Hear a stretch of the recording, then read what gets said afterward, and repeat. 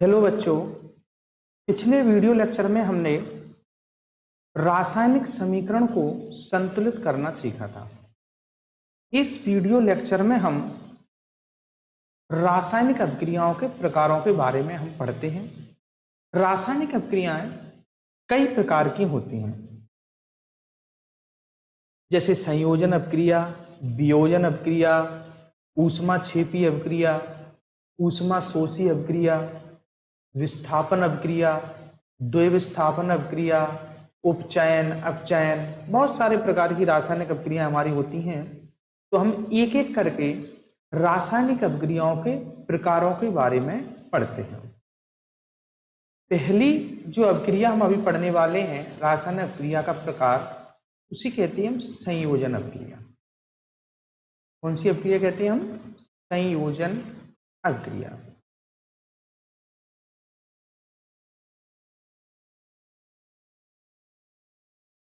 संयोजन अभिक्रिया क्या होती है? संयोजन अभिक्रिया होती है, संयोजन का जो शाब्दिक अर्थ होता है, संयोजन का शाब्दिक अर्थ का, संयोजन का वास्तव में जो अर्थ होता है वो होता है जुड़ना। क्या अर्थ होता है? जुड़ना। कहने का मतलब है कि जब दो या दो से अधिक अभिकारक, जब दो या दो से अधिक अभिकारक आपस में मिलकर एकल उत्पाद बनाते हैं तो उसे हम संयोजन अभिक्रिया कहते हैं। कहने का मतलब है जैसे कोई दो उत्पाद हमने लिए, दो अभिकारक हमने लिए, एक अभिकारक है ए और दूसरा अभिकारक है बी। इन दोनों ने आपस में क्रिया की और कोई एकल उत्पाद बनाया सी। तो ऐसी अभिक्रियाओं को हम क्या कहते हैं? संयोजन अभिक्रिया कहते हैं। तो ए और बी दोनों मिलकर क्या बना रहे हैं? एक उत्पाद बना रहे हैं इन्होंने, सी। उसे हम क्या कहते हैं? संयोजन अभिक्रिया। मतलब जैसे हम आपको एक एग्जांपल देते हैं, एक समीकरण देते हैं आपको, एक समीकरण दिया हमने आपको। जैसे मानो H2 प्लस O2, हाइड्रोजन और ऑक्सीजन मिलके क्या बनाते हैं? दोनों ये बनाता है हमारा पानी, जल बनता है हमारा। ठीक है, तो इस अभिक्रिया को हम क्या कहेंगे? संयोजन अभिक्रिया। देखो, हाइड्रोजन और ऑक्सीजन ने मिलकर दोनों ने क्या, कौन सा उत्पाद बनाया है? जल। इसको संतुलित कर दो, दो यहां आ जाएंगे, ऑक्सीजन हो गए, दो यहां आ जाएंगे। कोई भी और एग्जाम्पल ले सकते हैं हम जिसमें क्या होता है? संयोजन हो रहा हो, मतलब दो पदार्थ क्या हो रहे हैं? जुड़ रहे हो। जैसे दूसरा हम क्या लेते हैं, एक लिया हमने कैल्शियम ऑक्साइड, जो आपकी बुक में उदाहरण दिया गया है, प्लस पानी। कैल्शियम ऑक्साइड और पानी, इन दोनों ने मिलकर क्या बनाया? कैल्शियम हाइड्रोक्साइड,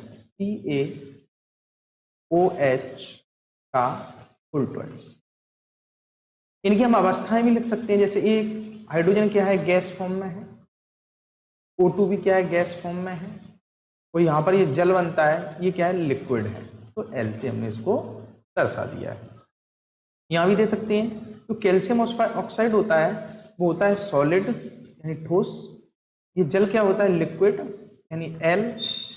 तो जो कैल्शियम हाइड्रोक्साइड बनता है ये होता है हमारा जलीय विलयन होता है, तो इसे हम एक्वस कह सकते हैं, या लिक्विड भी कहते हैं, एक्वस कह सकते हैं, जलीय विलयन होता है। तो ये हो गई हमारी कौन सी? संयोजन अभिक्रिया। जब दो या दो से अधिक अभिकारकों ने मिलकर क्या बनाया है? एकल उत्पाद बनाया है। तो इस अभिक्रिया को हमने क्या कहा है? संयोजन अभिक्रिया। ठीक है, जस्ट इसके एक अभिक्रिया जस्ट इसके विपरीत होती है, उसको हम पहले पढ़ लेंगे। उसे कहते हैं हम वियोजन अभिक्रिया, जो संयोजन के जस्ट विपरीत होती है। संयोजन का मतलब होता है जुड़ना, और वियोजन का मतलब क्या होता है? टूटना। वियोजन का मतलब क्या होगा? टूटना या अपघटन कह सकते हैं। तो हम जो दूसरी अभिक्रिया पढ़ने वाले हैं वो अभिक्रिया हमारी कौन सी है? वियोजन अभिक्रिया। वियोजन अभिक्रिया, ये अभिक्रिया संयोजन अपक्रिया के जस्ट विपरीत होती है। संयोजन अपक्रिया के जस्ट विपरीत होती है। अब देखो संयोजन अपक्रिया में क्या हो रहा था, संयोजन अपक्रिया में दो या दो से अधिक अभिकारक मिलकर एकल उत्पाद बना रहे थे। इस अपक्रिया में क्या होगा, कोई भी एकल उत्पाद होगा उसका क्या हो जाएगा, अपघटन हो जाएगा दो या दो से अधिक उत्पादों में। वियोजन अपक्रिया का एक नाम और है जिसे कहते हैं हम अपघटन अपक्रिया। क्या कहते हैं, अपघटन अपक्रिया। तो इसमें क्या होगा, कोई भी उत्पाद है, मान लो कोई भी अभिकारक है ए, और इसका क्या किया, ये टूटकर क्या बना गया, कोई भी दो उत्पाद या तीन उत्पाद बना दिए बी और सी। तो ऐसी अपक्रिया को हम क्या कहते हैं, वियोजन अपक्रिया। तो इसका हम आपको दिखाते हैं यहाँ पर वियोजन अपक्रिया में। वियोजन या अपघटन अपक्रिया। तो देखो ये फेरस सल्फेट है, ये टूटकर फेरिक ऑक्साइड, सल्फर डाइऑक्साइड और सल्फर ट्राइऑक्साइड बना दिया है। तो ऐसी अपक्रियाओं को हमने क्या कह दिया है, वियोजन अपक्रिया। अब इस वियोजन अपक्रिया को और एग्जाम्पल देके हम समझते हैं। जैसे यही लो, अभी हमने पानी दिया था, पानी, तो जैसे हमने क्या बनाता है, कैल्शियम कार्बोनेट ले लेते हैं CaCO3। जब इसको हम गर्म करते हैं, ऊष्मा देते हैं, ऊष्मा दी, अब ऊष्मा को हम डेल्टा से भी दर्शाते हैं। हम डेल्टा अगर ऐसा बना देते हैं, या अगर यहाँ ऊष्मा की जगह हमने ऐसा बना दिया यहाँ पर त्रिभुज टाइप का, तो इसका मतलब भी क्या होता है कि अभिक्रिया में तापमान दिया जा रहा है, ऊष्मा दी जा रही है उसे। ठीक है, तो ये क्या बनता है, ये बनता है आपका CaO calcium oxide plus CO2 gas निकल जाती है। क्या होती है, CO2 गैस निकल जाती है। तो ऐसी अपक्रियाओं को हम क्या कहते हैं, वियोजन अपक्रिया, जिनमें क्या होता है, कोई भी एकल अभिकारक होता है वह टूटकर दो या दो से अधिक उत्पादों में बदल जाता है। अब वियोजन भी अपक्रिया हमारी कई टाइप की होती है। मतलब एक होता है हमारा ऊष्मीय वियोजन। क्या होता है, ऊष्मीय वियोजन। ऊष्मीय वियोजन, ऊष्मीय वियोजन का मतलब है जब हम किसी पदार्थ को क्या देते हैं, ऊष्मा देते हैं, तब वह अपने अपघटकों में टूटता है या उसका अपघटन होता है। तो ऐसी अपक्रिया को हम क्या कहते हैं, ऊष्मीय वियोजन। ये जो एग्जाम्पल आपका लिखा हुआ है, ये ऊष्मीय वियोजन अपक्रिया का उदाहरण है। ठीक है, अब दूसरा जो अपक्रिया होती है, जो वियोजन अपक्रिया, वो होती है हमारी विद्युत अपघटन कह सकते हैं हम, विद्युत वियोजन भी कह सकते हैं, विद्युत अपघटन, क्योंकि वियोजन और अपघटन एक ही शब्द है। विद्युत अपघटन, अब जब किसी पदार्थ में हम धारा प्रवाहित करते हैं तब उसका अपघटन विघटन होता है या वियोजन होता है। तो इस प्रकार के हम वियोजन को क्या कहते हैं, विद्युत अपघटन। जैसे जल है, जल में हमने धारा प्रवाहित की तो ये किस में टूट जाएगा, H2+O2 में। यहां दो ले लो और यहां ये क्या हो गया, हमारा रासायनिक समीकरण संतुलित हो गया। तो इसमें हमने विद्युत धारा प्रवाहित की जल में, तो ये क्या बन जाएगा, हाइड्रोजन और ऑक्सीजन में अपघटित हो जाता है। तो ऐसी अभिक्रिया को हम क्या कहते हैं, विद्युत अपघटन भी कह सकते हैं या विद्युत अपघटनी वियोजन। तीसरा होता है प्रकाशीय अपघटन या प्रकाशीय वियोजन। प्रकाशीय अपघटन, अब नाम से स्पष्ट है कि इस अपक्रिया में क्या होगा, प्रकाश दिया जाएगा और प्रकाश के कारण ही वह पदार्थ क्या होगा, अपना टूट जाएगा। जैसे एक पदार्थ होता है AgCl, क्या होता है, AgCl। जब इसको हम क्या देते हैं, प्रकाश देते हैं, तो है Ag+Cl में क्या होता है, टूट जाता है। यह है सिल्वर क्लोराइड और ये सिल्वर और क्लोरीन में ये टूट जाता है। तो ऐसी अभिक्रियाओं को हम क्या कह देते हैं? ऐसी अभिक्रियाओं को हम कह देते हैं प्रकाशीय अपघटन। अब ये जो प्रकाशीय अपघटन है अपना, ये फोटोग्राफी में यूज किया जाता है, जिसमें श्वेत धूसर पदार्थ बनता है, उसे हम इस अपक्रिया को हम क्या कहते हैं? प्रकाशीय अपघटन। नेक्स्ट जो अपक्रिया हमारी आती है वो आती है हमारी ऊष्मा क्षेपी अपक्रिया। दूसरे नंबर की कौन सी होगी?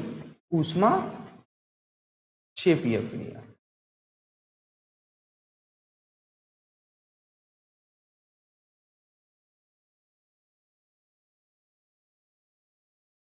ऊष्मा क्षेपी, ये दोनों अपक्रिया अपन साथ पढ़े कौन सी? ऊष्मा क्षेपी और ऊष्मा शोषी।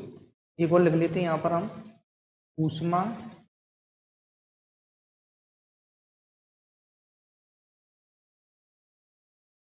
शोषी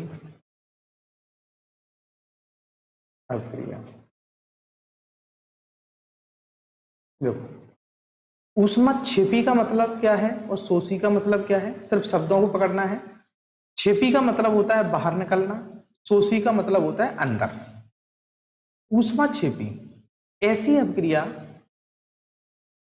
अभिक्रिया जिसमें ऊष्मा बाहर निकलती है, जिस अभिक्रिया के फलस्वरूप क्या होता है? हमें ऊष्मा प्राप्त होती है, ऐसी अभिक्रिया को हम क्या कहते हैं? ऊष्मा क्षेपी अभिक्रिया। जैसे मीथेन का दहन, मीथेन का सूत्र क्या होता है? CH4। ठीक है, इसमें हमने क्या दिया? O2, ऑक्सीजन दी इसको, ऑक्सीजन के साथ क्या किया? इसको गर्म जलाया, दहन किया, इसका दहन कर दिया इसका। ठीक है, तो यहां क्या बनता है? यहाँ CO2 प्लस H2O और प्लस क्या बनती है? ऊर्जा।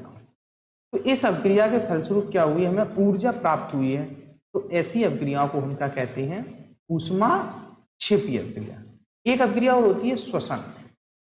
श्वसन भी क्या है? एक ऊष्मा क्षेपी अभिक्रिया है। श्वसन भी क्या है? एक ऊष्मा क्षेपी अभिक्रिया है। तो ऐसी अभिक्रिया जिनमें क्या होता है? ऊष्मा उत्सर्जित होती है, ऊष्मा उत्सर्जित होती है, तो ऐसी अभिक्रियाओं को हम क्या कहते हैं? ऊष्मा क्षेपी अभिक्रिया कहते हैं। ये एक और अभिक्रिया है हमारी, इसे क्या कहते हैं हम? ऊष्मा शोषी अभिक्रिया। अब देखो, ऊष्मा शोषी अभिक्रिया क्या होती है? ऐसी अभिक्रिया जिनमें ऊष्मा अवशोषित होती है, यानी जिनको हमें बाहर से ऊष्मा देना होता है, और तो ऐसी अभिक्रियाओं को हम कहते हैं ऊष्मा शोषी अभिक्रिया। ऊष्मा शोषी अभिक्रिया, जैसे अभी हमने एक एग्जांपल दिया था वियोजन अभिक्रिया का, CaCO3, तो यही वाला एग्जांपल आपका हो जाएगा ऊष्मा शोषी अभिक्रिया का, क्योंकि इसके लिए हमने क्या किया? बाहर से ऊष्मा दी, डेल्टा बना दिया, डेल्टा का मतलब ऊष्मा उसको बाहर दी, और ये किस्म क्या बन जाएगा? CaO प्लस CO2, ये हो जाएगी हमारी कौन सी? ऊष्मा शोषी अभिक्रिया। तो आज के लेक्चर में हमने क्या पढ़ा है? आज के लेक्चर में हमने देखा है कि अभिक्रियाओं के प्रकार, जिनमें हमने संयोजन अभिक्रिया के बारे में पढ़ा। ऐसी अभिक्रिया जिसमें दो या दो से अधिक अभिकारक मिलकर एकल उत्पाद बनाते हैं, उन्हें संयोजन अभिक्रिया कहते हैं। दूसरा पढ़ा हमने वियोजन अभिक्रिया। जस्ट ये अभिक्रिया संयोजन अभिक्रिया के विपरीत होती है। संयोजन अभिक्रिया में दो या दो से अधिक अभिकारक मिलकर एकल उत्पाद बनाते हैं, और वियोजन अभिक्रिया में एकल उत्पाद टूटकर दो या एकल अभिकारक टूटकर दो या दो से अधिक उत्पाद बनाता है। अब वियोजन अभिक्रिया तीन टाइप की होती है। एक ऊष्मीय वियोजन, जिसमें ऊष्मा दी जाती है और पदार्थ टूटकर दो या दो से अधिक उत्पाद बनाता है। एक होता है विद्युत अपघटन, जिसमें विद्युत दी जाती है और पदार्थ टूट जाता है। एक होता है प्रकाशीय अपघटन, जिसमें प्रकाश देने के कारण क्या होता है? अभिक्रिया होती है और ये पदार्थ टूट जाते हैं। तीसरी अभिक्रिया जो हमने पढ़ी थी वो थी ऊष्मा क्षेपी अभिक्रिया। ऊष्मा क्षेपी का मतलब होता है ऊष्मा का बाहर निकलना। ऐसी अभिक्रिया जिसके फलस्वरूप ऊष्मा हमें प्राप्त होती है।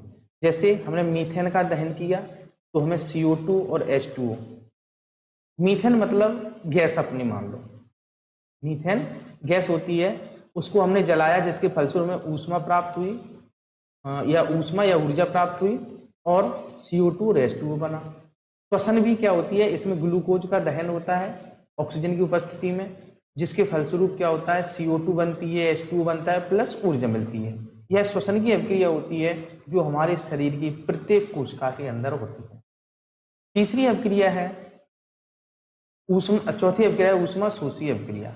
इसमें क्या होता है, हमें बाहर से ऊष्मा देनी होती है और तब ये पदार्थ का क्या होता है, टूटता है। तो कैल्शियम कार्बोनेट को हमने बाहर से ऊष्मा दी, इसमें उन्हें ऊष्मा का अवशोषण किया और कैल्शियम ऑक्साइड और कार्बन डाइऑक्साइड यहाँ पर बन गया। ऊष्मा क्षेपी अभिक्रिया का एक आपको उदाहरण देते हैं और जो आपके घरों में देखने को मिलेगा।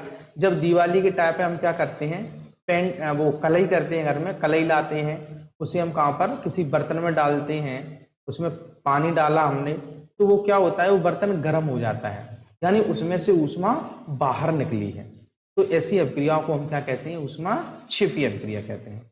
इसमें देखिए ऊपर की अभिक्रिया में निर्मित बुझे हुए चूने के विलयन का उपयोग दीवारों पर सफेदी करने के लिए किया जाता है। देखिए जो कैल्शियम ऑक्साइड होता है CaO, कैल्शियम ऑक्साइड होता है, ये बिना बुझा चूना होता है, इसे कहते हैं बिना बुझा चूना। बिना बुझा चूना मतलब जो कलई का कट्टा हम लाते हैं उसमें होता है CaO, बिना बुझा चूना। जब हम इसमें क्या करते हैं, कैल्शियम ऑक्साइड को यानी कलई को हमने किसी बर्तन में डालकर उसमें पानी मिलाया तो अब हम इसे कहने लगते हैं बुझा हुआ चूना। ये बनता है हमारा CaOH का होल ट्वाइस, ये बन जाता है। ये क्या है हमारा बुझा हुआ चूना, बुझा हुआ चूना। ये नाम याद रखना है, ये नाम आपसे पूछे जाएंगे, बिना बुझा हुआ चूना क्या होता है, बुझा हुआ चूना क्या होता है। तो कैल्शियम ऑक्साइड होता है बिना बुझा चूना, कैल्शियम हाइड्रोक्साइड होता है बुझा हुआ चूना। ठीक है, अब हमने क्या किया, ये बुझा हुआ चूने को हम क्या करते हैं, इसको दीवारों पर पोत देते हैं। तो ये जब हमने दीवारों पर इसे पोत दिया, अब क्या होता है, वायुमंडल में होती है कार्बन डाइऑक्साइड। जब कार्बन डाइऑक्साइड इससे क्रिया करती है, कार्बन डाइऑक्साइड ने इससे क्रिया की तो बन जाता है आपका कैल्शियम कार्बोनेट CaCO3। ठीक है, और यहां से जो पानी होता है वो उड़ जाता है अपने वायुमंडल में। ठीक है, तो ये क्या बन गया, कैल्शियम कार्बोनेट। ये चमकदार पदार्थ होता है, जैसे ही अपने दीवारों पर कलई पोती उसके 1-2 दिन बाद उसमें बहुत अच्छी चमक आ जाती है। ठीक है, तो इसे कहते हैं हम कैल्शियम कार्बोनेट। ये चमकदार पदार्थ होता है।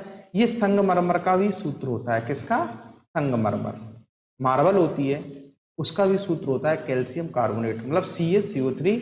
और जो कलई हम करते हैं, जो 1-2 दिन बाद जो चमक आती है उसका भी सूत्र होता है CaCO3। ठीक है, तो इसमें देखिए हम ऊपर की अभिक्रिया में निर्मित बुझे हुए चूने के विलयन का उपयोग दीवारों पर सफेदी करने के लिए किया जाता है। कैल्शियम हाइड्रोक्साइड क्या होता है, बुझा हुआ चूना, वायु में उपस्थित कार्बन डाइऑक्साइड के साथ धीमी गति से अभिक्रिया करके दीवारों पर कैल्शियम कार्बोनेट की पतली परत बनाता है। देखो कैल्शियम हाइड्रोक्साइड ने क्या किया, दीवारों पर वायुमंडल के CO2 से क्रिया करके कैल्शियम कार्बोनेट की पतली परत बना ली है।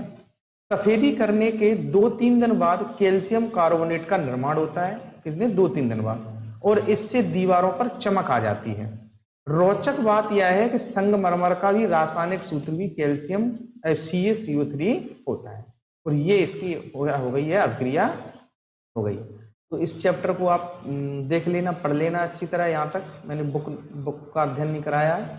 ठीक है, नेक्स्ट वीडियो में हम कुछ और चर्चा करेंगे। चलिए इनको देख लेते हैं हम। ये क्या दिया गया है, किसी पदार्थ X के विलयन का उपयोग सफेदी करने के लिए किया जाता है। तो अभी हमने देखा था सफेदी करने के लिए क्या था, कैल्शियम कार्बोनेट का उपयोग किया गया था, सॉरी कैल्शियम हाइड्रोक्साइड का उपयोग किया गया था। पदार्थ X का नाम तथा इसका सूत्र लिखिए और ऊपर फर्स्ट में लिखे पदार्थ X की जल से अभिक्रिया कराइए। देखिए ये इसको हम बताते हैं क्या होता है अपना ये पदार्थ का नाम है कैल्शियम ऑक्साइड, जो कलई का कट्टा हम लाते हैं। ठीक है, एक तो ये हो गया पदार्थ एक्स का नाम तथा इसका सूत्र लिखिए, तो इसे कहते हैं कैल्शियम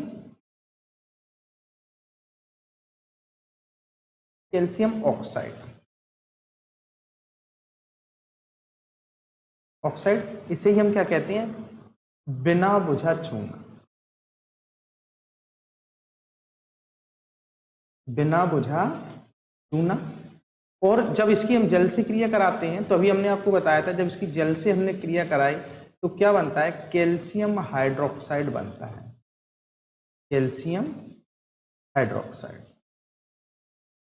COH का फुल ट्वाइस, ये बन जाता है हमारा कैल्शियम हाइड्रोक्साइड, जल के साथ अभिक्रिया।